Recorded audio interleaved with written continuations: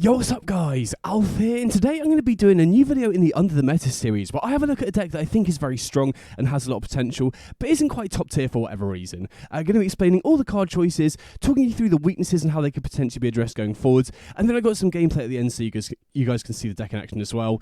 Also, if you want to try the list out for yourself, I'll have an importable deck list down in the description, and I also want to give a quick shout out to Greenwire as well, who I discussed this sort of deck with prior to the BNR, and I know they've been working on their own build of the deck as well, so quick shout outs to Greenwire. But anyway, with that out the way, this is my Dimir Aquatic Necromancy combo deck in Historic. And this one was so close to getting its own deck guide video. I think I started off 10-0 with this list, so started off really well, but the more I played with it, as you can see from the screenshot here, I'm currently 14-4 with the list, which is still a very decent win rate, but the more I played with it, the more I identified a few weaknesses with the deck that I do think probably hold it back from being tier 1, but it's pretty close, and I do think this is one of the more generically powerful linear decks in the format. So, Aquatic Subtlety is a card I've been brewing around quite a lot recently, and with the recent BNR banning Scholar, I'm not really a big fan of the Hidetsugu builds anymore because you have to run, obviously, a decent number of expensive sorceries to be able to cheat and to play off those, but without Scholar as redundancy, those sorts of expensive sorceries are now going to be completely dead until you have exactly Aquatic plus Hidetsugu, which is really difficult to set up now because there's no redundancy for either of them. So until we get better tutor effects, I'm not really a big fan of those sorts of builds anymore. So I was very interested in returning to the Atraxa builds, which does give you the option of having a reanimator sub-theme. We got Necromancy in this list, which does make us much less reliant on Aquatic Subtlety, meaning the consistency of the deck is way higher because now we don't need to dig for Aquatic Subtlety itself for the deck to go off, and it also makes you way more resilient to extraction effects like Surgical or Test of Talents as well, so this just improves the consistency and the resilience of the deck.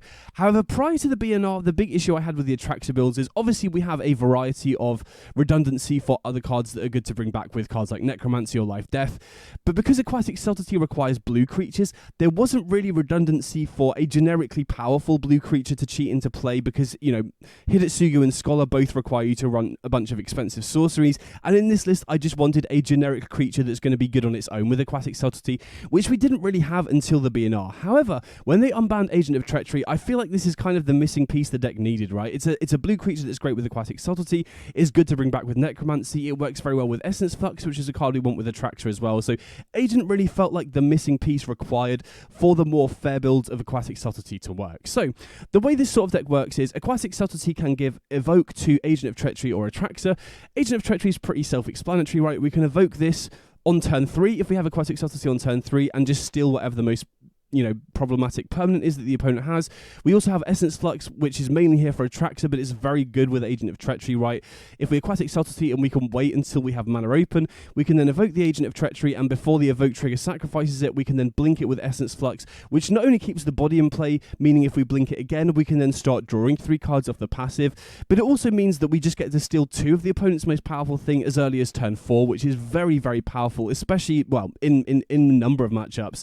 Then Atraxa, not as good with Aquatic Subtlety because we really don't want to be using it, or it's not as good with Aquatic Subtlety on turn 3, I should say, because we really don't want to be evoking this without mana open for Essence Flux, because if you use Aquatic Subtlety and then just evoke Atraxa, you lose the creature, and you're using 3 cards essentially to get 4 or 5 cards into your hand. You don't impact the board in any way, which means it's not a great tempo play.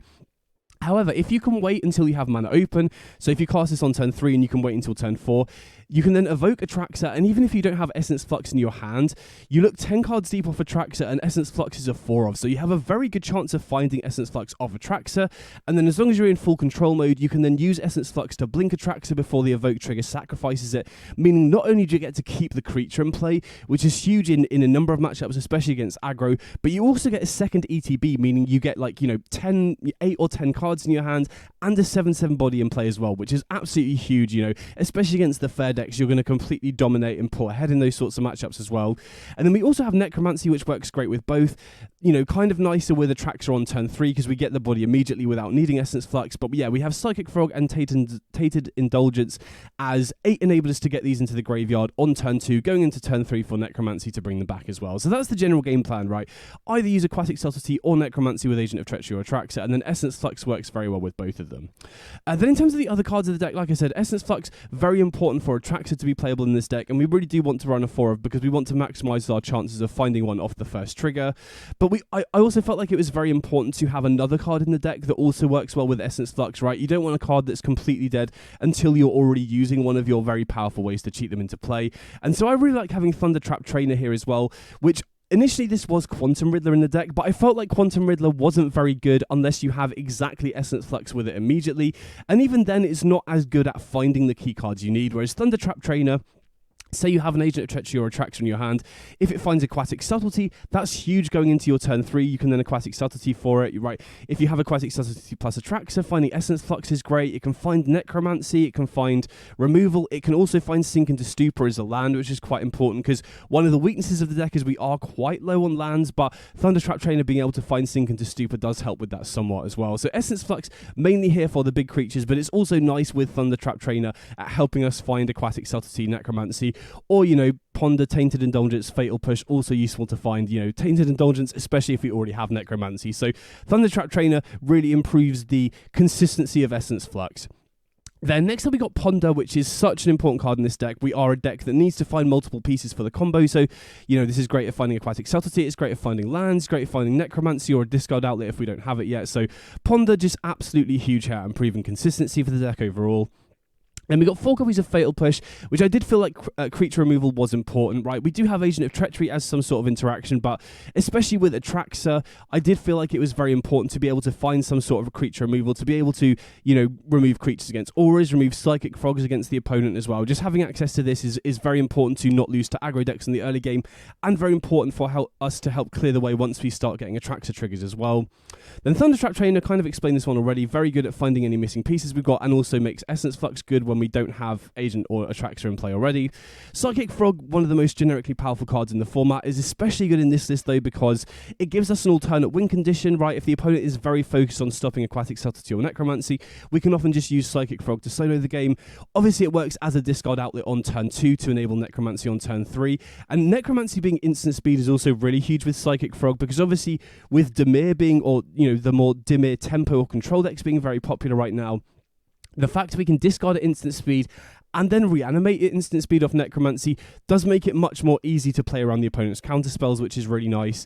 And then Tainted Indulgence, you know, basically just provides us with redundancy for a discard outlet, right? And especially, again, like I've said, with counter spells being very popular because of Dimir, the ability to use Tainted Indulgence as a discard outlet at instant speed, and then again, next turn we can use Necromancy at instant speed as well. So if the opponent's got Tamiyo's in play, if the opponent then taps out during the end step to be able to draw a card off Tamiyo, for example, you can flash in Necromancy. Then, if you have, you know, Necromancy plus another expensive spell, you can Necromancy during the opponent's end step as well. And then if they counter that, that usually means that their shield's down during your turn if you then have an Aquatic Subtlety to follow up with, for example. So having our discard outlets be usable at instant speed really helps with Necromancy because this has flash as well. Speaking of which, Necromancy, the 2 options you've really got in this slot are Necromancy and Life Death. Now, Life Death, the advantage of that is that it's a mana cheaper, obviously, so if you go into turn 3, you know, we can Psychic Frog or Tainted Indulgence on turn 2, and then Life Death plus a mana spare, which is very nice. Say we reanimate a Traxxas, we could then have mana open for Fatal Push, we could find off it, we could then have mana open for Essence Flux to blink it, for example. But first of all, it being sorcery speed is a very big drawback, like I've just explained. With counterspells being everywhere, Necromancy being able to be used at instant speed is really huge, especially with Essence Flux, because if we are doing this during the opponent's end step, or even during your end step if the opponent taps out, having mana to go Necromancy and then potentially blink the card with Essence Flux while the opponent's tapped out is absolutely huge. So Necromancy being instant speed feels so big in the current counterspell heavy format. The fact it also doesn't lose you life is very relevant as well, right? We don't have that much self-damage to ourselves, but I did feel like the fast aggressive decks can be an issue because we don't have that much interaction outside of Fatal Push and Agent of Treachery. And so Necromancy being usable even when we have low life total is very important, especially with a Traxxas, you know, to then gain us the life back, to stabilize us against aggro. So I definitely much prefer Necromancy. If we were in red and we had 1 mana discard outlets like Faithless Looting, then obviously Life Death becomes way more important, but straight Dimir feels a lot better because, you know, especially with cards like Harbinger and Magus still seeing a decent amount of play, running a 3-color mana base is pretty awkward. Not to mention 3-color mana bases are also way more painful as well, which makes Life Death itself more difficult to run as well. So I generally much prefer Necromancy for that reason. And then in terms of the mana base, 16 lands plus Sink into Stupor, so 20 lands, which obviously is very low when we need 3 lands every game for Aquatic Subtlety plus Necromancy, but we do have a number of cards that can help mitigate that. First of all, Ponder is absolutely huge at finding lands, right? This, a lot of the time, will not only help find you 1 land, but you can set it up so you get your second one fairly consistently as well. We obviously have Tainted Indulgence that can, draw 2, helps us find another one. We have Psychic Frog that can help us draw 1. And like I said, we've got Thundertrap Trainer that can find Sink into Stupor as well. So obviously it is slightly too low in terms of, well, very slightly low. I would prefer to be on 21 or 22 ideally, but I don't think anything is really cuttable here, right? We need for Essence Flux for Atraxa and Agent of Treachery. I really want Thundertrap Trainer for Essence Flux to be good, and then this also helps find Sync and the other cards more consistently. I really feel like we need 8 discard outlets for Necromancy to be good. I want 4 of our enablers. I really want a 4 of interaction as well. So I'm not really sure anything is cuttable. And like I said, with all the ways that we have of filtering and drawing in the early game, it hasn't felt like an issue to me yet. So yeah, I feel like 20 lands obviously on paper is quite low, but with Ponder, Psychic Frog, Tainted Indulgence and Thundertrap Trainer, it hasn't felt like an issue to me so far. Then in terms of the sideboard, we've got 4 copies of Thoughtseize, which is first of all useful against opposing control and tempo decks in order to preemptively remove their counter spells to clear the way for Aquatic Subtlety and Necromancy to resolve. But it's also very useful against opposing combo decks to slow down their proactive game plan as well. And then we've got 4 copies of Dismember, which is first of all useful against aggressive decks like Auras and Wizards, because then post sideboard we can have 4 Fatal Push, 4 Dismember, which really slows down their proactive fast starts, which buys us a lot of time to set up Atraxa and Agent to take over the game. But it's also very useful against decks running Harbinger and Magus of the Moon as well, because Harbinger of the Seas isn't as bad because we still we can still play Aquatic Subtlety and Essence Flux, which enables us to go off with Agent and Atraxa, and we've got Thundertrap and Ponder that can help find them as well. But it does shut off all of our black cards, so being able to remove that is very important. And then obviously Magus of the Moon, unless we have our 2 basic islands, is also going to be pretty effective against us as well. Now thankfully Magus hasn't seen that much play because I think the Magus decks are naturally weak to decks like Jund and Dimir that are very popular, but I still definitely want to have an answer. So against decks running Harbinger or Magus, we can just swap out Fatal Push for Dismember to give us a much more easy way to remove those land hosers. And we've also got 3 copies of Toxic Deluge, which I like to swap in for Fatal Push against decks that are trying to go wide, like, Yawgmoth or, Energy variants, any deck that's trying to go wide very quickly. Deluge is much better than Fatal Push, so we can swap in there. And then finally we've got 4 copies of Leyline of the Void as Graveyard Hate. Now, initially I was running Surgical Extraction in this slot, but one of the weaknesses of the deck that I'm going to get onto in a minute is that you can't really afford to sideboard very heavily with this deck because we have so many moving pieces. You don't really want to disrupt the proactive game plan of the deck that much. And one of the knock-on effects of that is that you can afford to go more narrow in the sideboard, because if you're not bringing in that many cards in each matchup, you can afford to go a little bit more narrow with your sideboard cards.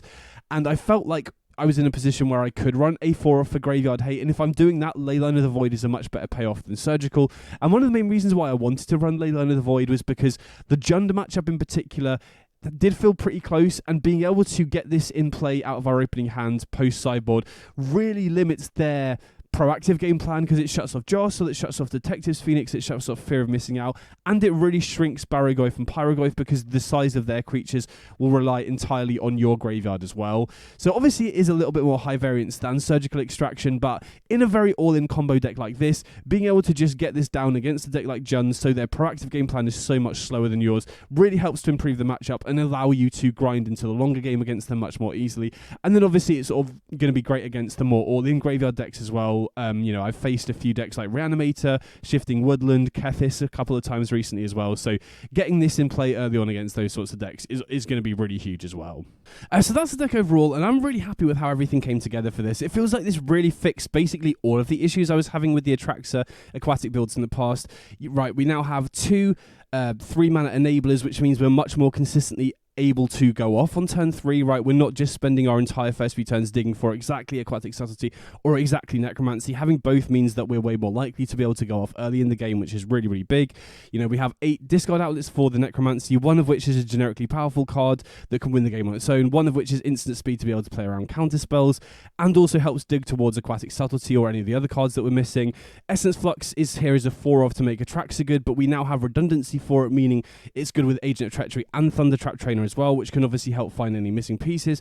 We've got room for interaction and Ponder to help, get around these slightly lower land counts. So it feels like everything's kind of come together here. However, there are still some issues with this deck that I'm going to talk about. So first weakness is that, talked about this a little bit, but because there are so many moving pieces in the deck, you can't really afford to sideboard very much. So the vast majority of matchups, I'm basically just cutting the Fatal Push for whatever card is most appropriate, whether that's Thoughtseize against the generic Dimir decks to get rid of their counter spells, whether that's Lane on the Void against Jund to shut off all their graveyard synergies, whether that's Dismember against decks that are running Harbinger or Magus, for example, because I really don't like disrupting the ratios in the rest of the deck, right? The only matchup where I really go against that is against decks like Auras or Wizards, where I really want to have both Fatal Push and Dismember, and usually in those matchups I tend to trim on Essence Flux and Thundertrap Trainer to make room for the 4 Dismember, but even that I don't love, because then Atraxa becomes way worse off Aquatic Subtlety, because we're way less likely to be able to find the Essence Flux as a 2 or 3 off the first ETB on the Atraxa, which isn't great because the matchups that we're bringing in Dismember against are the ones where we really value having the 7/7 life-linking body in play. So for that reason, like I said, we can't really afford to sideboard very much, which means that especially right now where decks like Dimir and Jund are very popular, which are both very low synergy decks, the opponent can afford to make way more changes, which means they're going to improve more going into post-sideboard games against you, which is a bit of an issue. Then secondly as well, Aquatic Subtlety plus Atraxa needing to wait until turn 4 in order to get the body in play is quite slow in a number of matchups, especially against the aggressive decks, right? I've struggled against Izzet Wizards with this list because in the early game we only really have Psychic Frog and Fatal Push that can really do much against them. Obviously Agent of Treachery also works well with Aquatic Subtlety or Necromancy, but I have found that having to wait until turn 4 to evoke Atraxa off Aquatic Subtlety has been a little bit too slow, especially against the aggressive decks. And then obviously as a very all-in combo deck, there are a number of hate cards that are going to be very effective against you as well, whether that's Graveyard Hate for your Necromancy stuff, Test of Talents for your Aquatic Subtlety, discard spells, counter spells, Containment Priest. There are a lot of hate cards that can stop what you're doing. Now again, we do have counterplay to those sorts of things, Psychic Frog removal and stuff like that as well, but the opponent can obviously pair a Fast Clock with Disruption, which can be difficult to beat with certain draws of the deck as well. So those are the main weaknesses of the deck, but still, like I've said, it's very generically powerful, and it has definitely felt like, very close to tier 1 for me, but probably not quite there. If you've got any questions or comments about the deck, or especially any suggestions that you think would help improve the weaknesses that I talked about there, definitely let me know in the comments. Next I've got some gameplay so you guys can see the deck in action. Either way, hope you enjoyed the video, and I'll catch you all in the next one. Big up.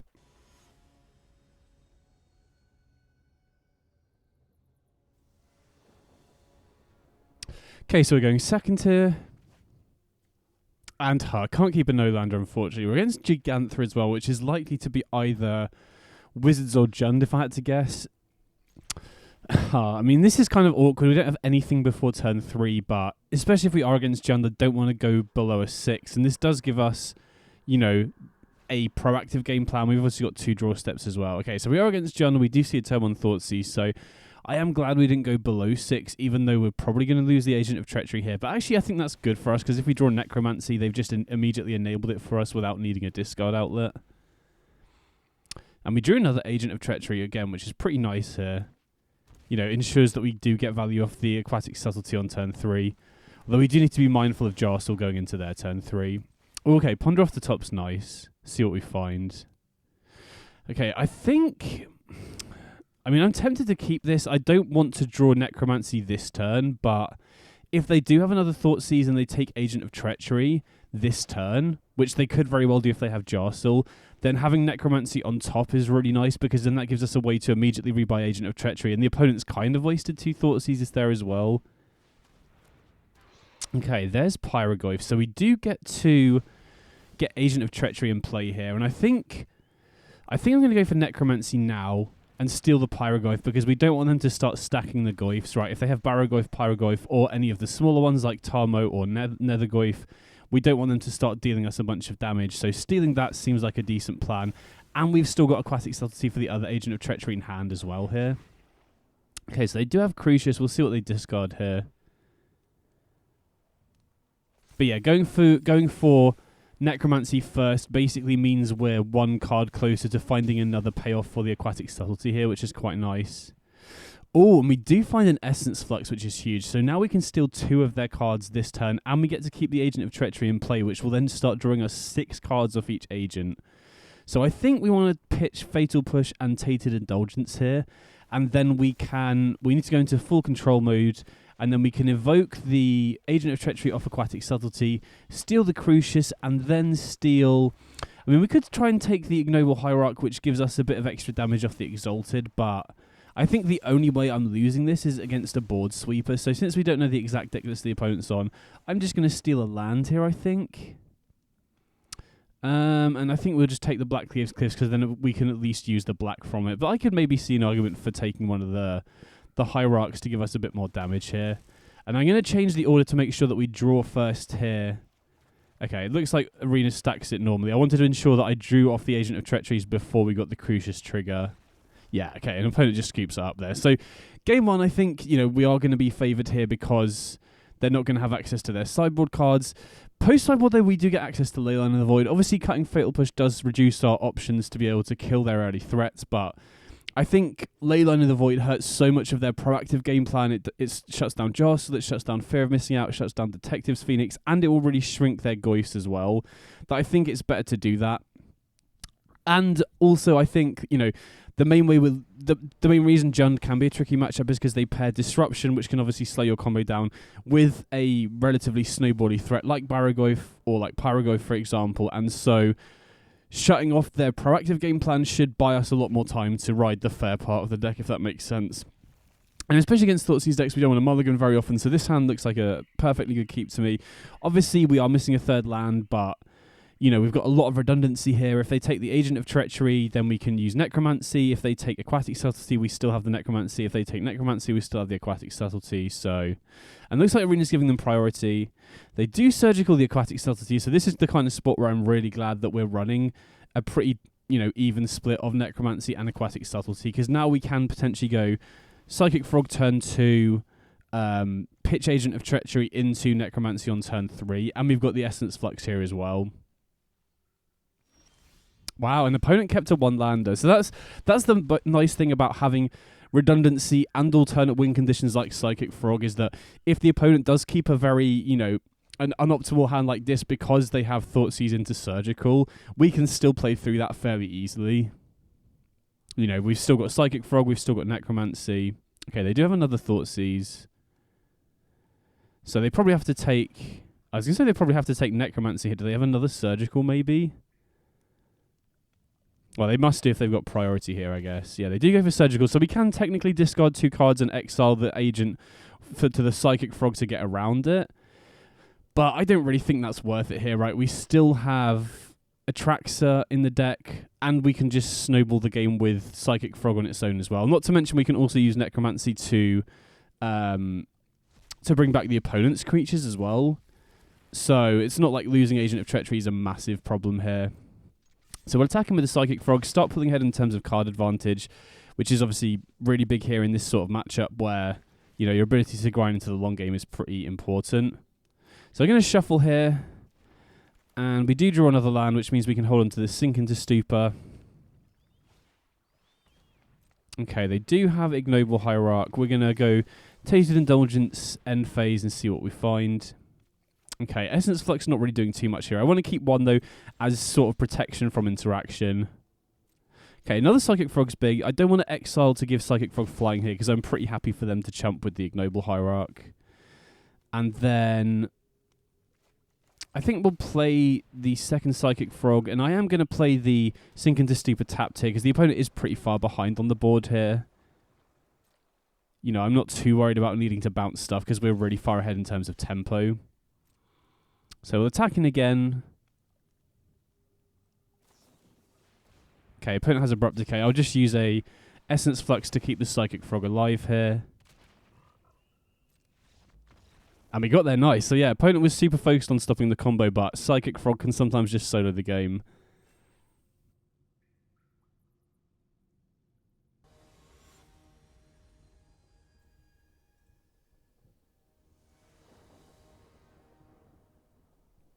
Okay, so we're on the play here. And I don't think we can keep this, right? Maybe if we had the combo and we're just looking for lands, maybe, but we have too many missing pieces to keep a one-lander, even though we have Ponder. This looks a lot better to me, though, right? we've got Ponder for turn 1, Psychic Frog on turn 2, gives us a decent number of looks to find a payoff for the Aquatic Subtlety here.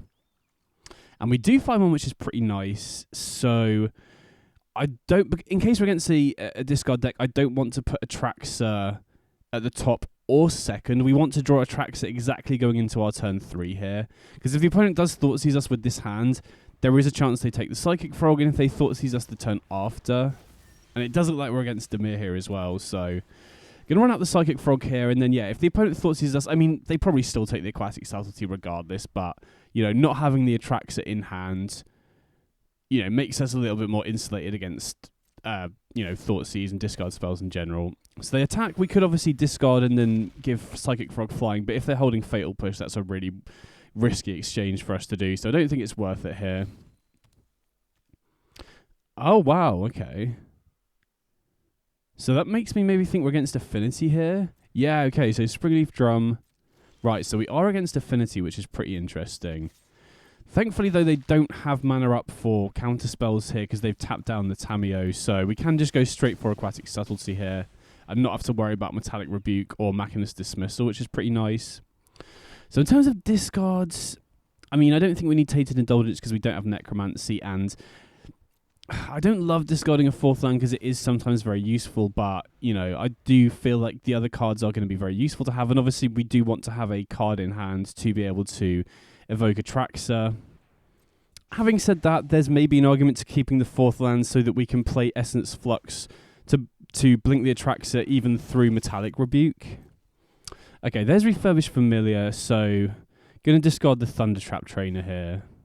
And Aethys Bulbomb I'm not too concerned about, because if we do Atraxa and then blink it to keep it in play, it retains the evoke ability, so even if they do bounce it, we can just evoke it straight away again.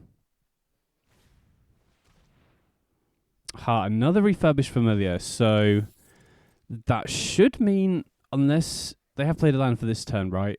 That should mean that they now no longer have mana open for counter spells, which is really huge, especially if we do find an Essence Flux off the top. So here we want to go into full control, and finding Thundertrap Trainer is nice because now we can keep the Psychic Frog, which is pretty decent.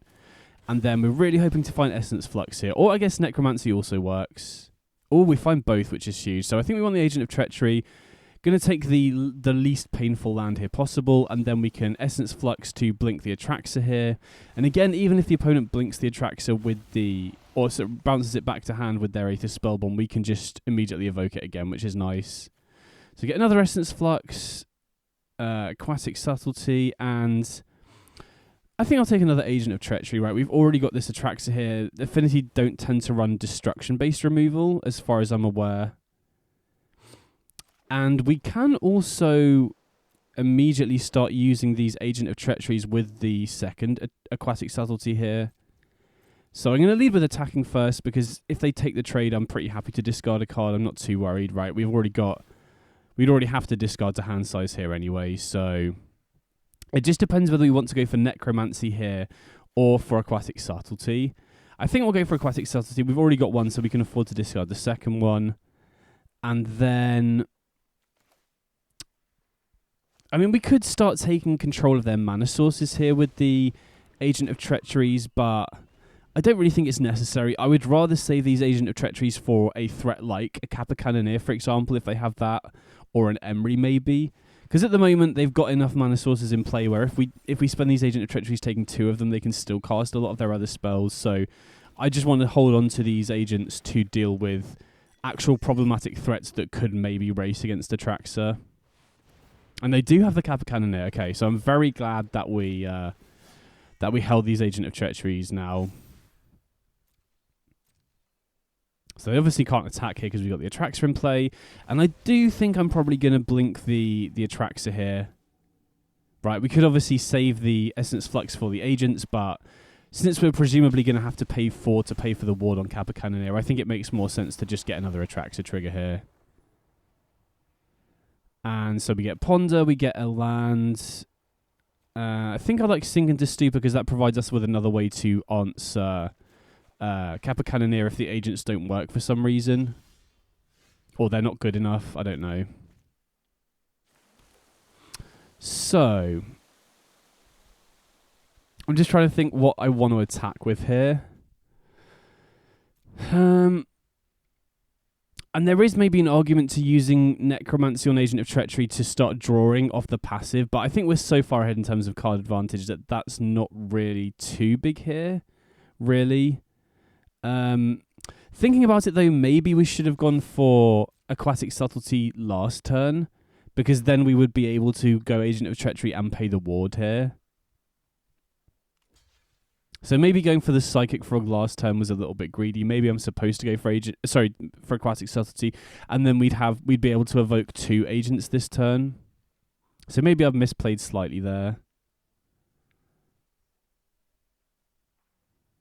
Okay, so opponent chumps and they force us to discard with one of the Psychic Frogs, but I think that's fine. So I think we can just discard the fast land here. And now, thankfully, we go back up to 21, which means I'm not too worried about losing to the Kappa Cannoneer here. And then I'm going to cast the Aquatic Subtlety and then discard a land and a Thunder Trap Trainer. And now we can blink Agent of Treachery. I mean, obviously, we can't take Kappa Cannoneer this turn, but we can just cut them off mana sources here. Right, we can take one of their lands, Essence Flux to blink the Agent of Treachery, take another one, and then this will hopefully cut them off casting Pinnacle Emissary next turn. Plus, not to mention, I think, you know, even if they did have mana sources, it's going to be pretty tricky for them to race Atraxa here.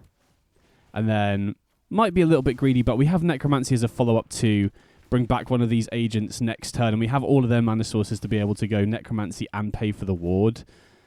So, I mean, there's a number of ways that we could have won this, but this seems like the most airtight at the moment, right? It just cuts them off any top decks, basically. Okay, yeah, opponent scoops it up. So, sideboarding, I've not played against Affinity yet. Toxic Deluge is maybe a good way to stop Kappa Cannoneer, but I think Thoughtseize is just the better card because Kappa Cannoneer isn't the main thing I'm worried about. It's mainly counterspells from the Affinity side, honestly, because they'll likely have Metallic Rebuke plus Machinist Dismissal post-sideboard, and Thoughtseize not only preemptively answers those, which then hopefully clears the way for us to resolve our, you know, Necromancy and Aquatic Subtlety, but it also does preemptively stop Kappa Cannoneer as well. And for that reason, I just think Thoughtseize is the best card. So not sure how long opponent's going to be in the tank, but if they take a while for sideboarding, I'll just edit it out and we'll go straight into game 2. Okay, so going into game 2 here, the main things I'm worried about are counterspells from the opponent's side. So I think we will be trying to play at instant speed as often as possible. Obviously, if the opponent taps out, then we don't have to worry about that. But yeah, if we can use, you know, Tainted Indulgence into instant speed Necromancy, that's a really good way to tax their, you know, counter spells. Gonna keep this, obviously pretty rough not to have any plays on turn 1 or 2, but we've got good redundancy and we've got payoffs already, so as long as we can find our third land on curve here, I think we should be good. Okay, Blood Fountain into Drix Interlacer. So opponents, if they've, you know, they're gonna be able to get their Affinity payoffs off pretty fast here, right? They've already got a lot of artifacts in play already. Gonna lead on Ponder here. We just want to find the third land at all costs. And yeah, pretty happy to just use Sync for that. And then we can play that tapped here. You know, just save us a bit of life. And now I really hope they tap out this turn. Right, if they tap out, we can go for Aquatic Subtlety, and then we can immediately use Agent of Treachery if we want. But likely we'll probably want to wait a turn, evoke Atraxa first, see what we find, if we can get some Essence Fluxes. Okay, there's Refurbished Familiar. I mean, that does enable Necromancy, which is pretty nice. So I think we'll discard an Atraxa. Okay. So they have the Tormod's Crypt, so that shuts off Necromancy as a good play for us. Do still have a mana available, and they do still have counterspell mana up here potentially as well, right? They can tap down one of the creatures to produce blue off the Springleaf Drum, and then that enables them to cast either Machinist Dismissal or Metallic Rebuke.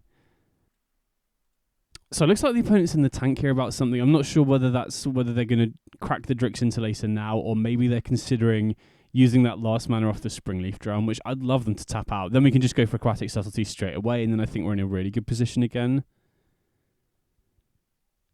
But we'll see what they do here.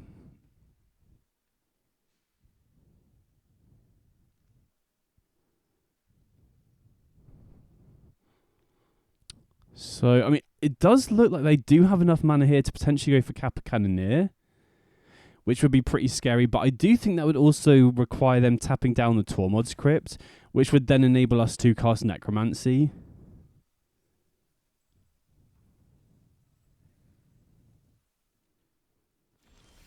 Okay, they do ship it back, so they do have counterspell access. I'm just going to jam the Aquatic Subtlety, because otherwise we're not really doing anything this turn, and it does resolve, which is huge. So, going to pitch the Necromancy, which, you know, is obviously not really going to be doing much at the moment because of the Tormod's Crypt, and then I'm just going to ship it back. And then next turn we can obviously go Evoke Atraxa, potentially blink it, and then we've also got Agent of Treachery available as well, which is pretty nice.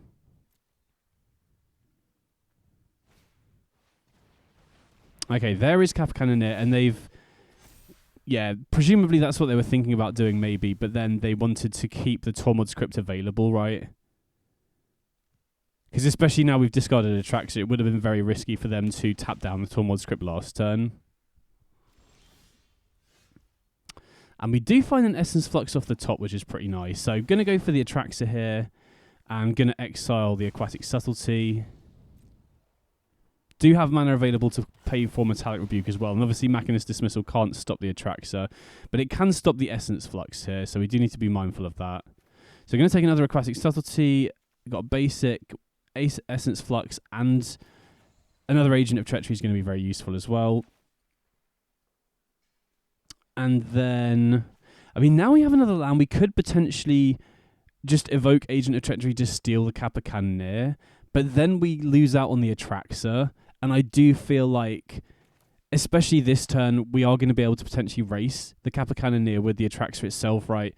Affinity doesn't really have any kill spells apart from the Black Affinity vehicle, which basically never sees play anymore.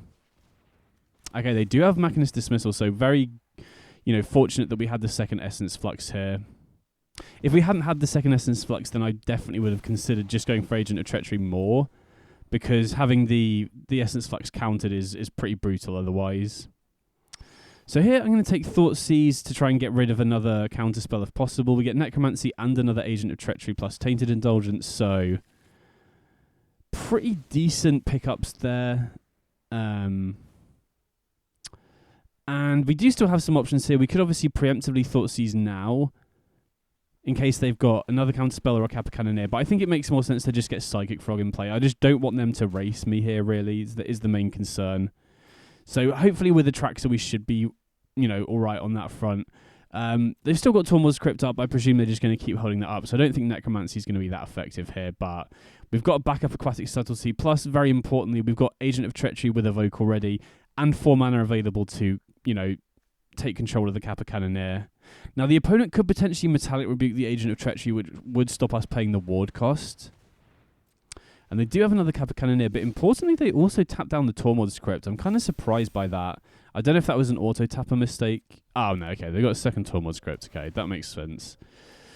So we are going to take 7 here, but we are gaining 7 back, and we should also hopefully be able to take control of one of the Kappa Cannoneers with the Agent of Treachery here. And we also have mana available to Thoughtseize to preemptively get rid of Metallic Rebuke as well. So I think I'm going to attack first here. And I mean, we can potentially attack with the Psychic Frog, but if they do, you know, call our bluff and block with the Kappa Cannoneer, we'd be forced to discard so many cards. So I think I am just going to go for the Thoughtseize first line. Again, we are taking a decent amount of damage because we've also got a shock in another land here, but again, they do have Metallic Rebuke, so very happy we went for that. So we take the Rebuke now, because if they'd rebuked this Agent of Treachery, we might have actually been in trouble in terms of racing the opponent. So here I think we will exile the Sink into Stupor. You know, I want to have double Aquatic Subtlety to be able to play through the Machinist Dismissal they've got in hand. And now we can pay 4 and take control of one of their Kappa Cannoneers. So now we shouldn't really be worried about the race, right? If they had 2 in play, then we are potentially in trouble. But with just 1 and with an Atraxa in play, I'm pretty confident that we can win this race. And if we draw another land, we can potentially go double Aquatic Subtlety to play through the Machinist Dismissal as well. Okay, they do loot away a land. I was hoping they'd loot away the Machinist Dismissal there, but... Okay, they do have an Emery, which is interesting. Thankfully, they don't have another Kappa Cannoneer in the yard, though, so not too worried about that at the moment. Okay. So, we know if we go for Aquatic Subtlety, they're just going to use the Machinist Dismissal on it. So I think... But I also need to think about how they're going to block here, potentially. I think we attack with all three and give the Psychic Frog flying here. Because they presumably have to chump block the Atraxa. So this would get rid of their only other flying blocker. So we will exile... I mean, the only thing we really need to be concerned about with exiling stuff here is we want to keep the creatures in the graveyard in case Necromancy comes online later. And outside of that, I guess the only other consideration here is keeping keeping as many different mana values in the graveyard for Tainted Indulgence as possible.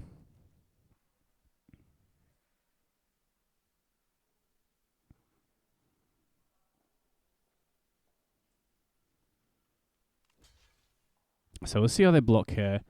Oh no, I clicked... Oh... I mean, we could have just flat out won there if I'd not clicked so quickly, because we can obviously discard cards to Psychic Frog, so that was definitely a mistake on my part. But we do draw another land, which means we can get off this second Aquatic Subtlety here, which is pretty big. So yeah, they dismissal the first one, which makes sense. Then we can just cast the second one, and then I'll probably just use Agent of Treachery on the Emery, so that they, you know, that then means they don't have a good target to... give the Kappa Cannoneer unblockable, right? They'll be entirely reliant on drawing an artifact off the top. And I think I'm going to exile the Agent of Treachery, because obviously another Atraxa can just draw us a bunch of cards and get us immediately back into the game in terms of card advantage. So here, just going to take control of the Emery, shut off their graveyard, limit the amount of damage the Kappa Cannoneer can do, and just ship it back. I mean, we should have won last turn if I hadn't clicked so quickly, but I think we should still be safe here, hopefully. Yeah, okay, opponent just scoops up. So we got there, nice.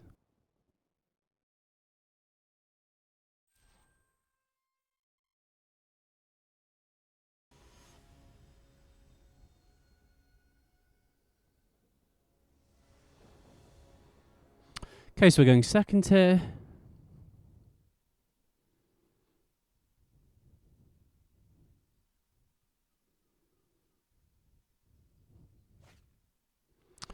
And yeah, this looks good, right? We've got Agent of Treachery, we've got 3 ways to discard it, and Necromancy as well, so yeah, pretty happy with this.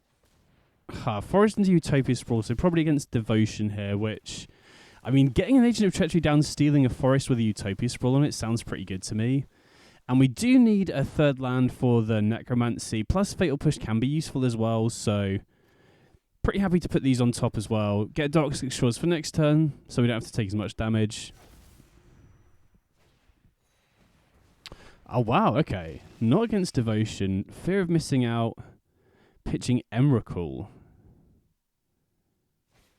Oh, okay, and Traverse. So, probably against the Shifting Woodland deck, if I had to guess. Going to run out the Psychic Frog here because, you know, we've already got the third land, and it's going to be able to block the Fear of missing out as well much more easily. Malevolent Rumble. Hopefully we should get a better idea of what they're running. Wow, Ugin's Labyrinth, okay. So still could definitely be a Woodland deck, potentially. Yeah, okay, there is Shifting Woodland, so we might have to steal that instead of the Forest. Because if we take the Forest with Utopia Sprawl, they've still got enough mana here to... Sorry, I'm just trying to think about what I'm going to do. Yeah, they've still got enough mana to activate Woodland, even if we take the Forest. So I think we have to take the Woodland here.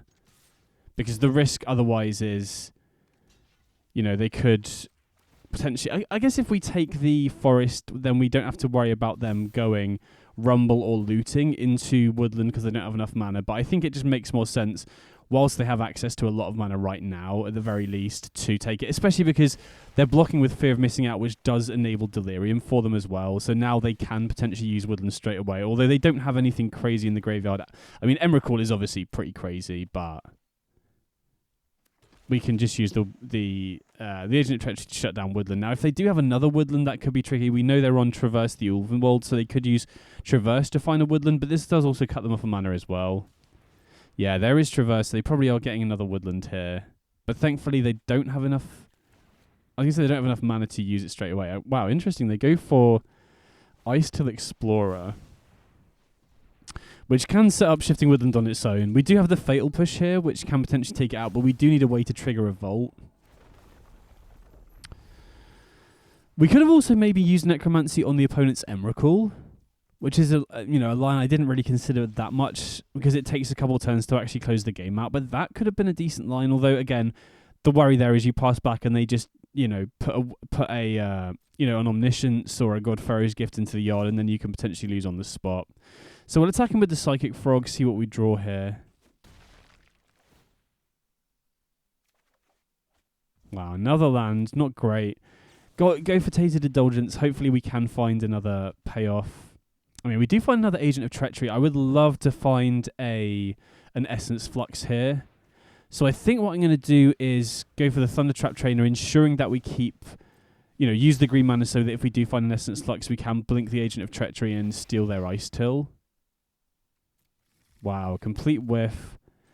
I am going to shock in the Watery Grave, though, so that if they cast, another Fear of Missing Out or they kill one of our creatures somehow and give us Revolt, that we could then take out the Ice Till. But I am a little worried about giving them the Ice Till here because obviously that could mill over a more powerful win condition. It could also mill over Shifting Woodlands to just enable their combo lines immediately. So they do have a 7-drop in hand by the looks of things. Wow, they just hardcast Godfarrow's Gift. Okay. So it looks like they're probably going to be on Ulamog as well as Emrakul, if I had to guess. And I'm going to go into full control mode because I want to be able to, if they choose to get back Fear of Missing Out, which would give them an extra combat step if they attacked, which would then give them another GPG trigger, I want to be able to kill it. Okay, interesting. They get back another Ice Till. But yeah, them having just the Godfarrow's Gift in play here is pretty scary because if they do find a way to get what's it called? Ulamog the Defiler into the graveyard, they could potentially just win the game out of nowhere. Wow, we're really not drawing very well here. And we don't have enough mana to hardcast the Agent either. So here, I think I'm going to give Psychic Frog Flying. We really want to draw an extra card here rather than letting them just chump block with one of the Ice Tills. So I would love to find another Necromancy. Stealing their Godfarrow's Gift would be absolutely huge. Or, an Aquatic Subtlety, although then we would need another blue card as well. But, we draw 2 off the Aquatic Subtlety, so that would give us a chance to find it at the very least. Wow, another land. Okay. I mean, I feel like this turn feels like the important one, right? They're going to be able to mill so many cards here, especially because they've got a Vista in the graveyard. And, the amount of cards they're going to mill over. They can already bring back an Emrakul, which is pretty bad for us for a start. But, yeah, I am now getting quite worried about Ulamog, which I assume they're running, right? If they're running Ugin's Labyrinth, you typically want to be running 3 different 7+ cost cards. And they've obviously got GPG. We've seen Emrakul, so presumably they've got... Yeah, okay, there's the Ulamog. And they milled over a Shifting Woodland as well. So I think this is probably going to be game, right? They just bring back Ulamog with the Godfarrow's Gift. We're forced to sack a lot of cards here. Well, having said that they don't have a card exiled with the Ugin's Labyrinth yet, but I presume it would come back with a lot of counters here. So it looks like they're going to activate the Woodland. See what they decide to copy here. Another GPG. I mean, the good thing is we've also got Leyline of the Void. I do feel like we got quite unlucky this game to not find, another way to cheat this Agent into play, which would have been huge at getting, one of their Godfarrow's Gifts. I mean, they do bring back a Fear of Missing Out first, so I'm going to Fatal Push that. But yeah, I think in general, even without Graveyard Hate, we should be okay usually, unless they have a crazy fast start. I feel like we did just flood out a little bit this game. And then additionally, we will get access to 4 copies of Leyline of the Void, which is going to be brutal in this matchup as well. So yeah, they get 10 counters on the Ulamog. I think that's going to be everything here pretty much. I mean, this will trigger Revolt for Fatal Push technically, so That will enable us to take out one of the ice tills here, but yeah, we're basically just dead. So that was a little unfortunate, but I am pretty optimistic going into the post-sideboard games because we can just swap out the Fatal Pushes, 4 copies of Leyline of the Void here, and then even outside of Leyline, I feel like if we can get an early agent down or an early Atraxa down, we should be pretty good at stopping their proactive game plan. We just ended up drawing blanks for a few turns there.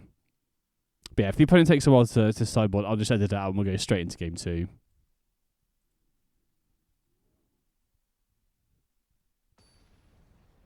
Okay, they're actually pretty quick. Saves me a bit of editing, I guess. But yeah, being on the play here, I think it's going to make a pretty big difference. If we find Leyline of the Void, that would also be pretty huge. So this hand, I mean, in the dark, I would probably keep it. But when we have Leyline of the Void to potentially mulligan to, I think we can do a bit better. This, I think we will keep on a 5. And I think we'll put, on a 6. And we will put Essence Flux back. Get to lead on Ponder here. Just need to find that third land is the most important thing, I guess. So going to shuffle this. We just need the third land. There is Leyline of the Void. I mean, that will still be good to hardcast if they have a slightly slower start. Okay, there's the third land. That's a bit of a relief because now, unless they have a crazy turn next turn, we should be able to, discard the Agent of Treachery, Necromancy, and steal their Forest with Utopia Sprawl. Oh, okay, they do have 4 mana here. I'd hate to see turn 2 Ice Till. That would be a pretty crazy start from the opponent. I guess they could potentially be on Kozilek's command as well. Yeah, okay. We didn't see it last game, obviously, but that's pretty scary. I mean, I'm glad they're not making spawn tokens here, because then that would get them close to hard casting, expensive top end stuff, and especially considering we're trying to steal their land here. Them not making spawn tokens is actually pretty big for us. So we do lose the Psychic Frog, unfortunately, but we will get to take one of their lands here. And whilst we can cut them off, putting Ulamog back into their hand, I think it makes more sense taking the Utopia Sprawl here because that then cuts them off coloured mana as well. Right? Obviously, a lot of the cards in their deck will be green. We saw Faithless Looting as well, so this could potentially cut them off. Vexing Ball was interesting. They do have another Utopia Sprawl. They go green, which is interesting. They don't go for red, so we'll attack him with the Agent of Treachery, and then just going to blink it again, take the Forest again as well, and then that will hopefully cut them off more mana. Again, I wouldn't be surprised if they have a Stomping Ground or something, considering they didn't put Utopia Sprawl on red either time, but we also now get Leyline of the Void in play before they get to do anything with it. And wow, we can, because we've stolen the lands, we can also now just hardcast Agent of Treachery, so that's pretty cool. Yeah, okay, opponent just keeps up. Vexing Bauble worth knowing about, but again, I don't think it's something we need to worry about massively here because Necromancy gets around it, Psychic Frog gets around it. It's only really Aquatic Subtlety Evokes that we need to be concerned about with it, I think. But yeah, obviously being on the draw here is going to be a little bit worse, but again, we haven't seen any Leyline of the Voids. I think there's a decent chance that we could have one. So this, if we had a discard outlet, I'd keep this, but I think we can do a bit better. I think we'll go down to 5. Okay, and we finally see a Leyline of the Void. That's pretty huge. Again, I would have kept those other 2 hands if they were a bit more complete. This one, I think, we'll keep. We've got the Psychic Frog, which is, hopefully going to be able to apply a lot of pressure on its own. And then we've also got the Necromancy, so if we happen to draw into an Atraxa or an Agent of Treachery, that potentially sets up for the turn 3 reanimation, which also gets past Vexing Bauble, which is pretty nice. Okay, there's Malevolent Rumble, but we don't have to worry about them getting stuff into the graveyard. They do get the ramp, though, which is a bit of a concern, right? While we've got Leyline of the Void in play, obviously they could have stuff like Haywire Might to get rid of it, but I am a little bit concerned at their ability to ramp into stuff.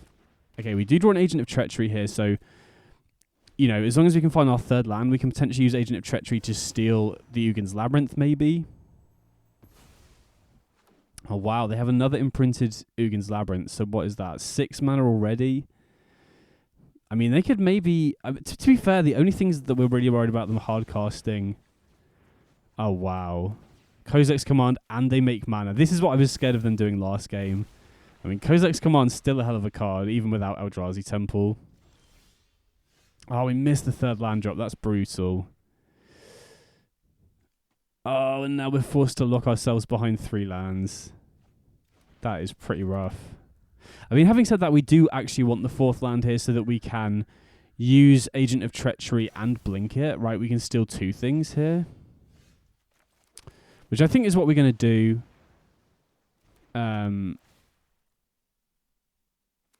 And I think I'm going to...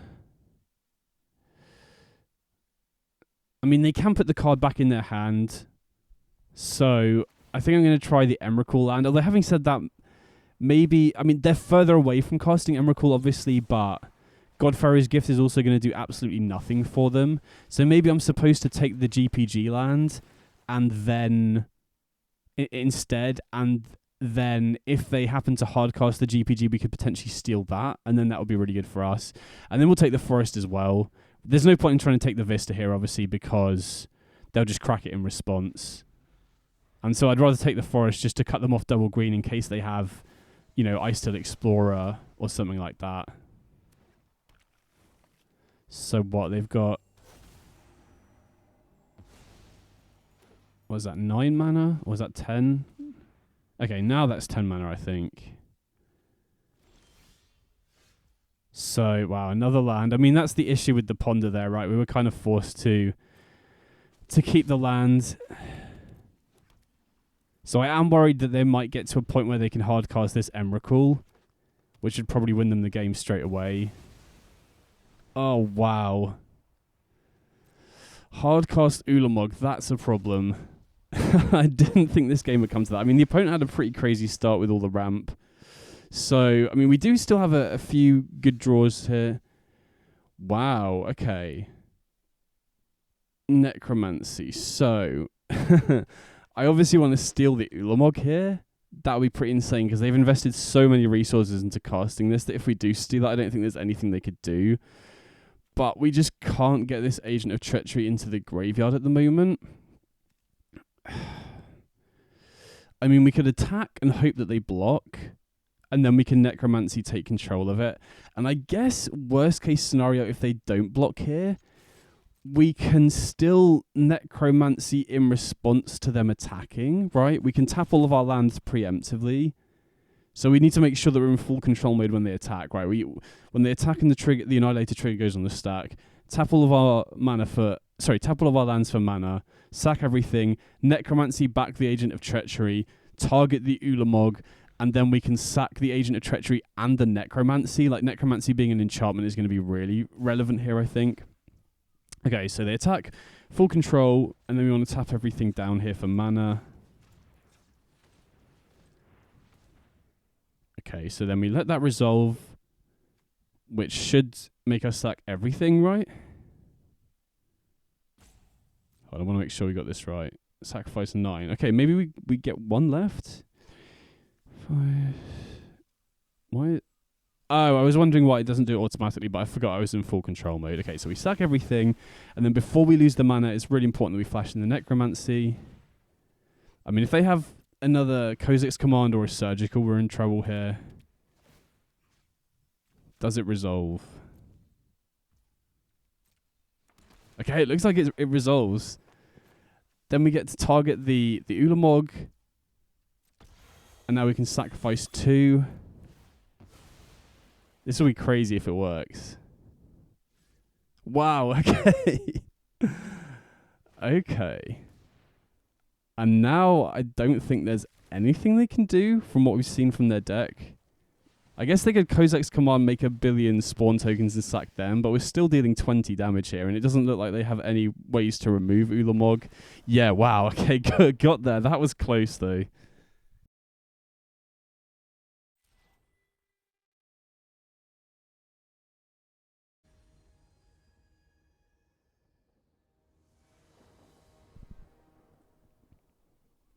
Okay, so we're going first here. And yeah, this one looks really good. Right, we've got Push on turn 1, into Indulgence on 2, into Necromancy on 3. I'm going to lead on Underground River rather than Shocking in a Watery Grave, just so it doesn't telegraph the Fatal Push as much. But maybe I'm overthinking. Maybe that doesn't really matter too much. Okay, opponent leads on Ponder. And also, to be fair, I think Shocking in the Watery Grave on turn 2 then represents Counterspell more, which might then, dissuade the opponent from playing a powerful proactive play that they might otherwise have done, which I think plays into our hands. There's Thoughtseize, which is a bit annoying. So I'm going to lead on Tainted Indulgence, and we'll see what we draw before we choose what to discard. Oh, wow. Okay, that changes things. Now I think we either discard a Fatal Push or a land here. I think I'm going to pitch a land. And now the opponent's kind of in trouble where if they take the Necromancy, we just Aquatic Subtlety. If they take the Atraxa, we can Necromancy. If they take the Aquatic Subtlety, we can just go Psychic Frog, discard, and then Necromancy the following turn. So that draw was pretty good off the Tainted Indulgence there. So now I'm going to play the Psychic Frog, and then I do want to hold Fatal Push up as well. And then hopefully next time we can go for Necromancy. We'll see what the opponent does here, though, obviously. So still not 100% sure what they're on, but from what we've seen, I imagine it's probably just, the generic Esper Shell. So here I think we're forced to discard the Atraxa. They do know about the Necromancy, though. But wow, they're pretty much tapped out. I think we only need to worry about Spell Pierce here, which isn't that common. Oh, I guess, okay, Force of Negation as well. I still think it's worth going for during our main phase, though, because they do lose a card on that exchange because of Force of Negation. And if they're running, generic Counterspell, if I wait until their end step or their upkeep, then it's pretty rough. Thoughtseize on Aquatic Subtlety is also pretty rough there. I mean, opponent is kind of stuck on lands a little bit, but that does mean that their hand is pretty much all gas, I had to imagine. And they do tap out for Treasure Cruise, so if we draw a Necromancy or another Aquatic Subtlety off the top, we're in good shape here.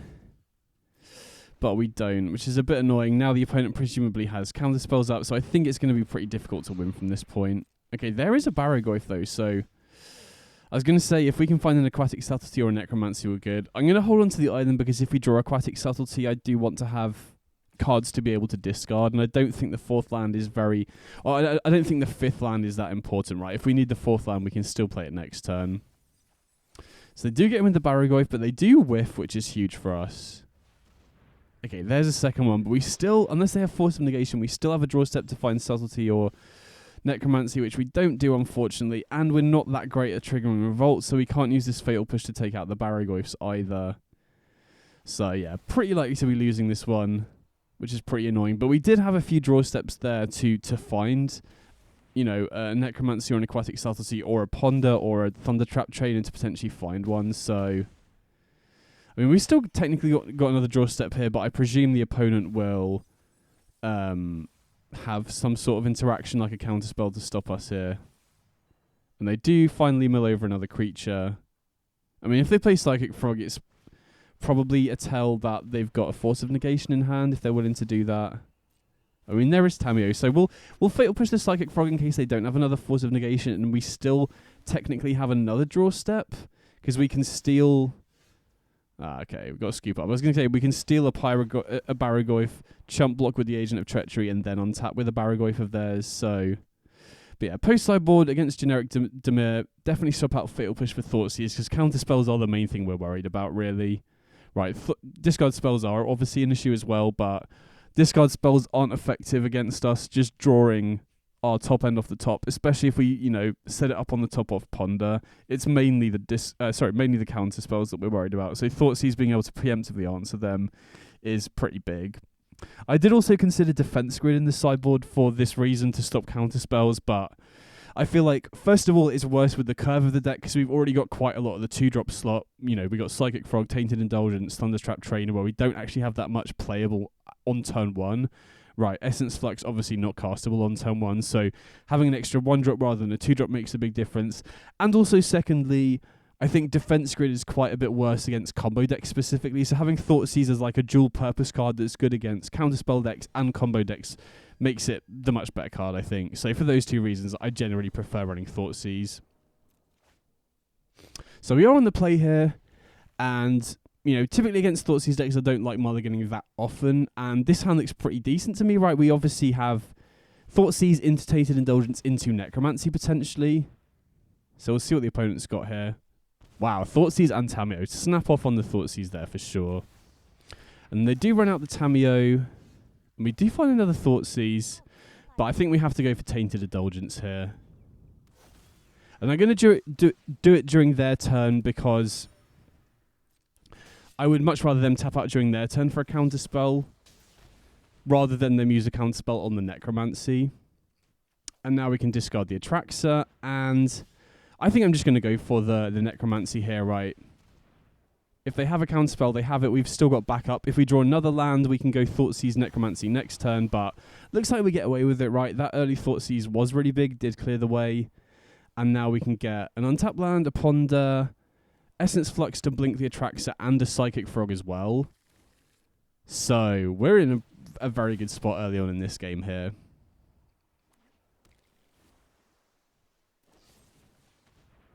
Okay, opponent does have Shieldred's Edict to deal with the Atraxa, but I think with all the cards that we got, the damage has kind of been done already. And then here I think I'm going to discard... it's either Thundertrap Trainer or Essence Flux, I think. I do like keeping the Essence Flux to potentially blink Atraxa or protect Psychic Frog. There is another Thoughtseize, so presumably they take the second Necromancy here. Unless they've got a counterspell as well. No, okay, they do take the Necromancy, which makes sense. But we're already pretty well set up with all the cards that we got off the Atraxa.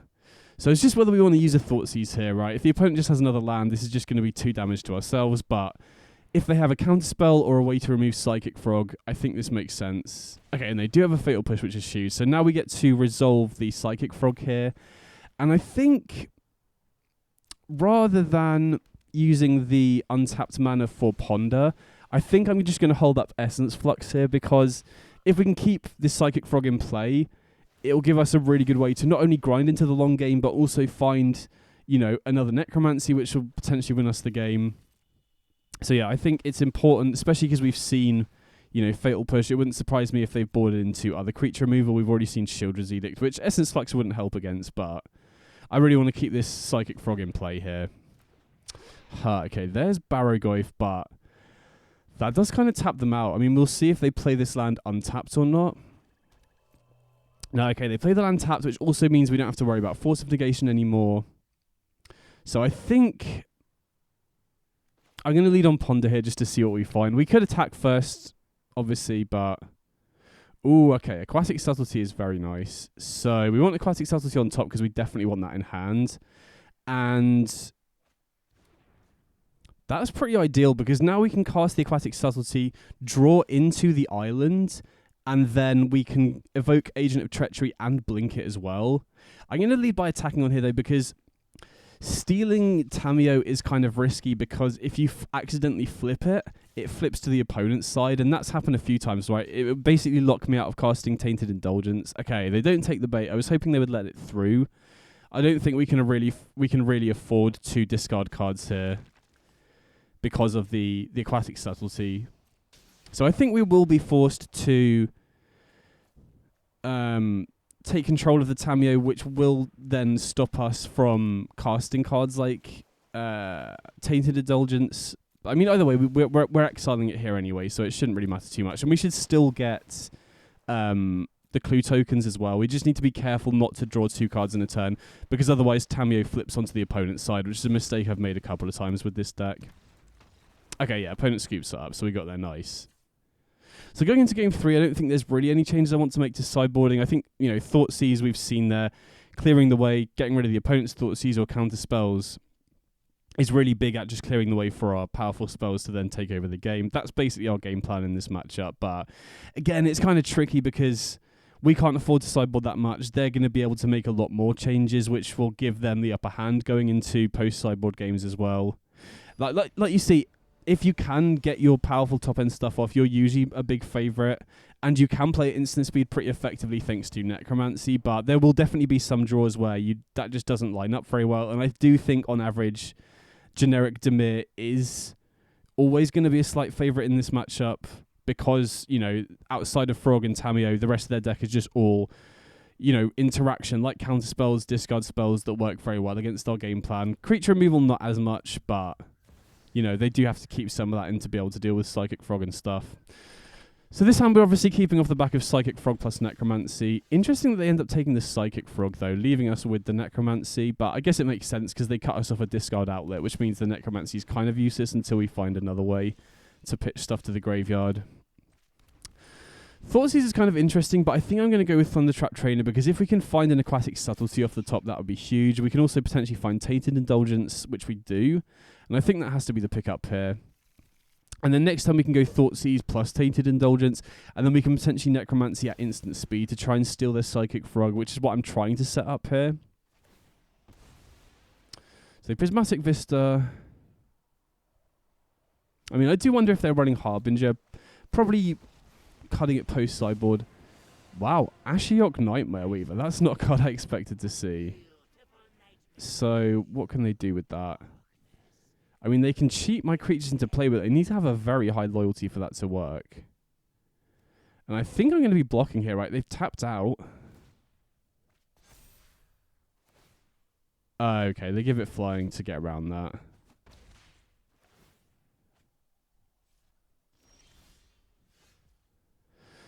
So, I think we'll do the line of what I said. Thoughtseize plus Tainted Indulgence, and this is a really key turn whether I want to attack the Ashiok down or not, because attacking the Ashiok down does mean they have to wait an extra turn.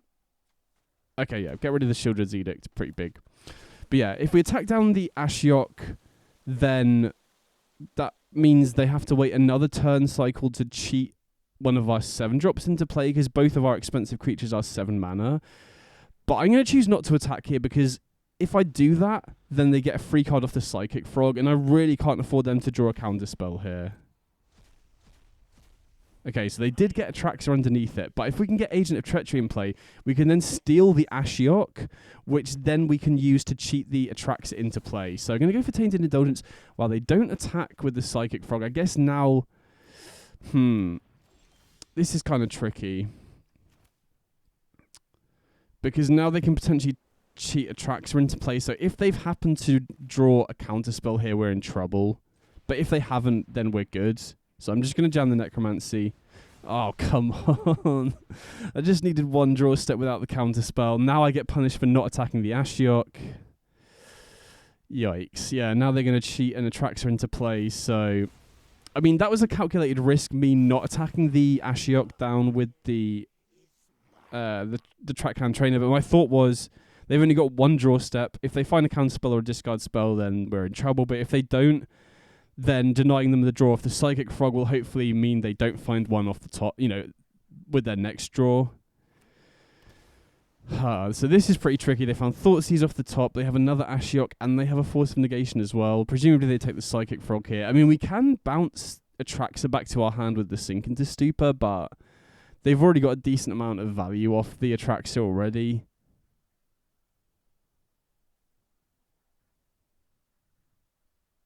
So that was pretty unfortunate. And now, yeah, they're going to be pulling ahead in terms of Psychic Frog, so definitely behind here, but not out of the game quite yet. Okay, there's a second Ashiok.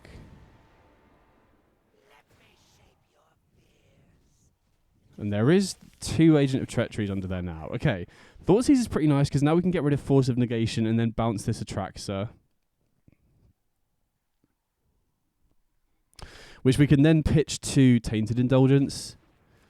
So definitely going to be doing this now before we give them an opportunity to draw into any more counterspells. And then I think I'm going to play this because we do want 5 mana to be able to go Tainted Indulgence and Necromancy in the same turn.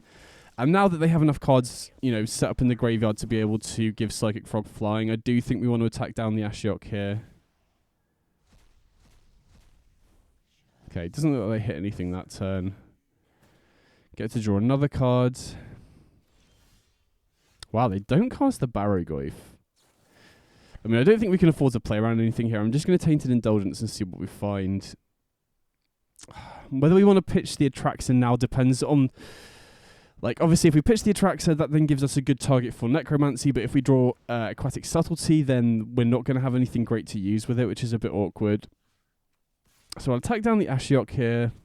I do wonder why they didn't cast Barragoyf last turn. It must be that they've got a counterspell up, right? Of some sort.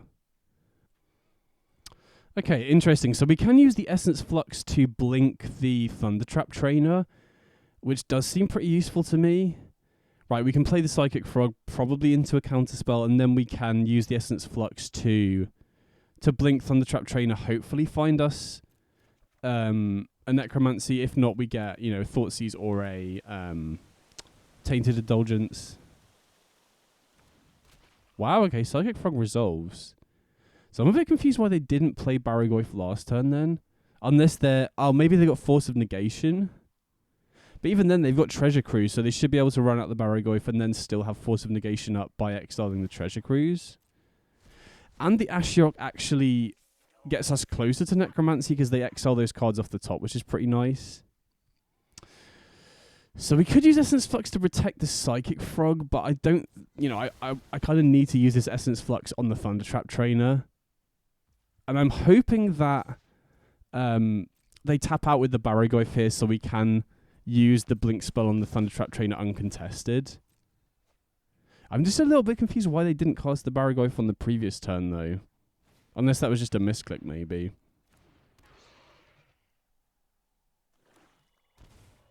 Oh, they're shocking the passage. I really hope that's not representing Fatal Push. Maybe I should have used Essence Flux in response to the Barragoyf before they had a chance to put a land in play. Okay, there is Necromancy. Oh, and we find another one. Okay, this is huge, because if we can reanimate Agent of Treachery, we can steal their Ashiok and then cheat an Agent of Treachery into play, which is pretty huge, right?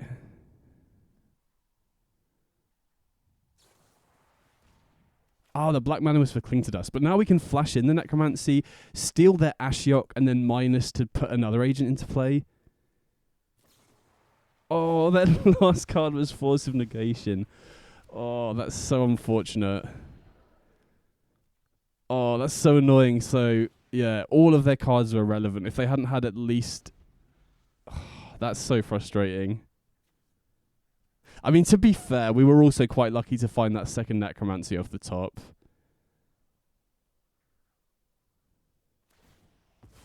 And now, yeah, now they can cheat an agent into play.